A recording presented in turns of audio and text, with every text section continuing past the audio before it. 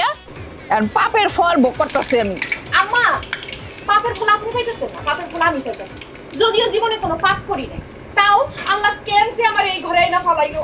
আব্বা আসসালামু আলাইকুম। ওয়ালাইকুম সালাম। কেমন আছেন আপনারা? আম্মা কেমন আছেন? কেমন আছি 2 মিনিট ওয়েট করো, তাহলে তো আবার কত সুখ শান্তিতে আছি। এমন সুখ শান্তিতে আছি মনটাই কইতেছে দুইজনে মিলে একসাথে ফাঁকিতে ঝুলে পড়ি। আপনারা মরেন, আপনারা বললাম আমি পাচ্ছি।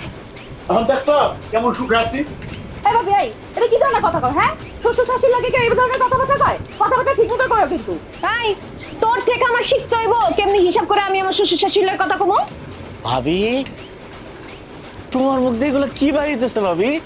সি সি সি সি সি ভাবি। ওরে আমার সিসি ওয়ালা লোক আইছে। কি করতে আইছো? টাকা নিতে আইছো না আমার জামার থেকে? প্রতি মাসের শুরুতেই তো আয়া পড়ো, তখন সিসি লাগে না? শুনো, আমার জামাইরা আমি সাফ সাফ করে দিমু, আগামী মাস থেকে কাউরে এক